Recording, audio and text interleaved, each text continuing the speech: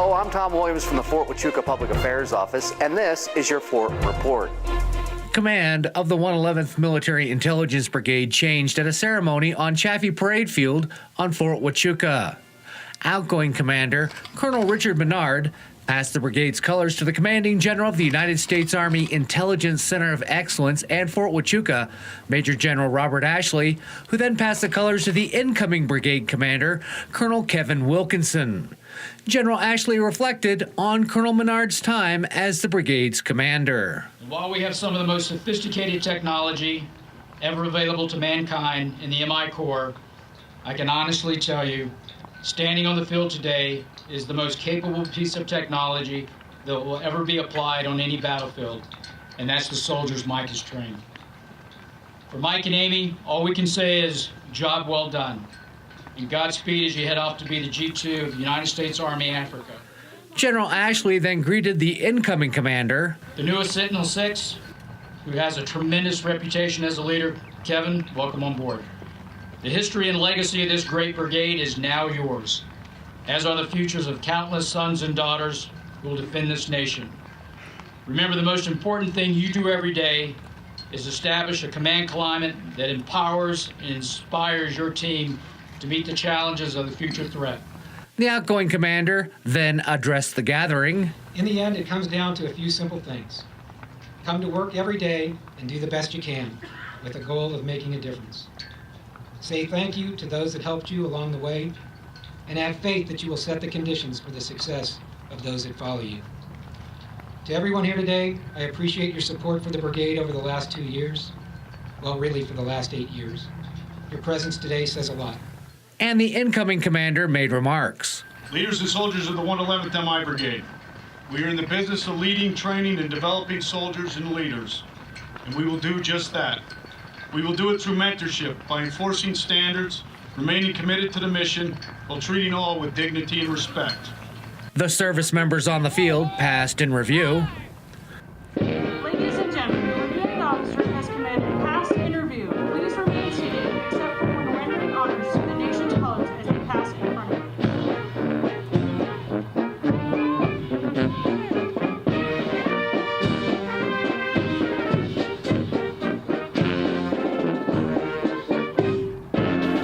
B Troop, 4th U.S. Cavalry Memorial, wrapped up the ceremony with a pistol charge across the parade field.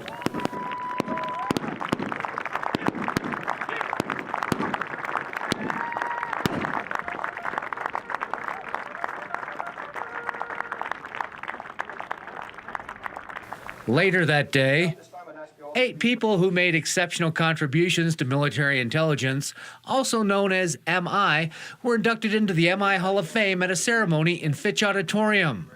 General Ashley made the opening remarks. This induction ceremony is the MI Corps' opportunity to formally recognize the contributions of our past MI leaders whose achievements have built our Corps' reputation and inspire our future leaders. And then the new members were inducted. Brevet Brigadier General George H. Sharp was born in Kingston, New York. He graduated from Rutgers in 1847. Sharp can be credited for establishing and directing the first modern intelligence service in the history of Army intelligence.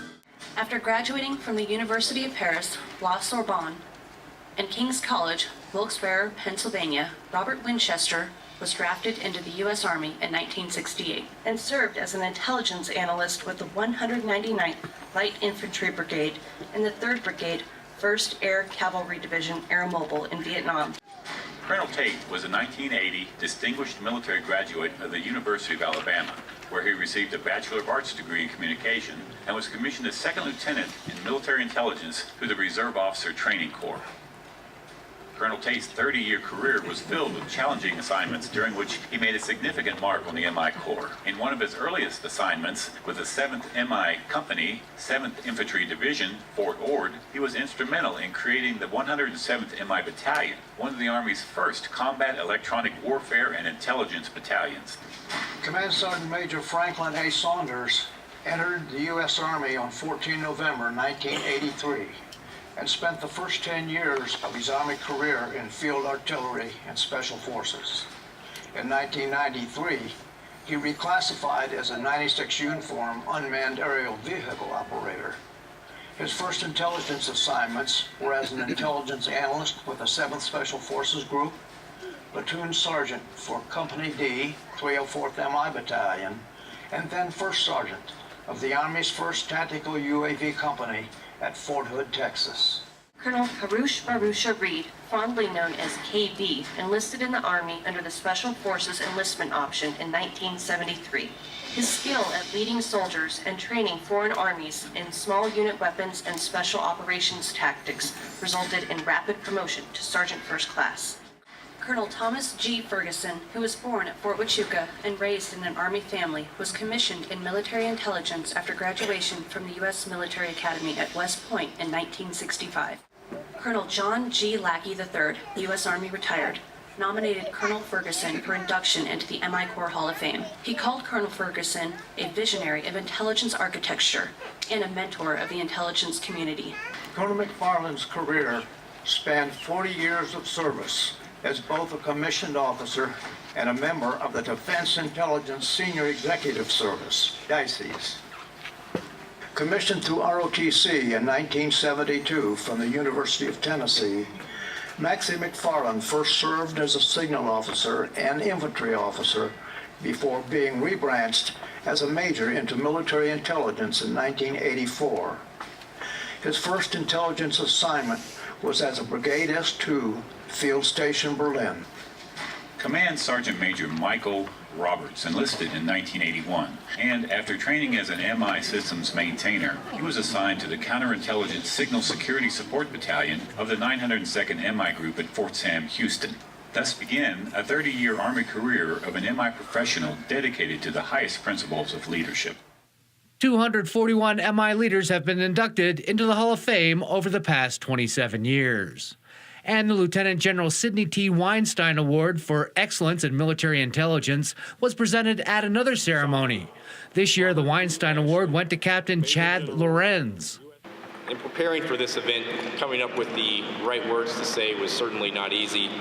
But in the end, I realized I wanted to spend just a quick moment highlighting the importance of mentorship in today's Army.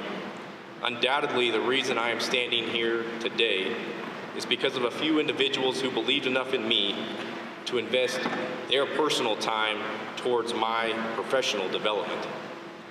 These professors, officers, and leaders sacrificed their own valuable hours in doing this and then empowered me by allowing me to represent them in positions of uncommon responsibility. Meanwhile, senior commanders set a climate where quality input was valued regardless of rank. The General Weinstein Award is given to an Army MI captain who embodies the values and ideals of General Weinstein, who is considered to be the father of modern military intelligence. That'll do it for this edition of the Fort Report. Have a great day.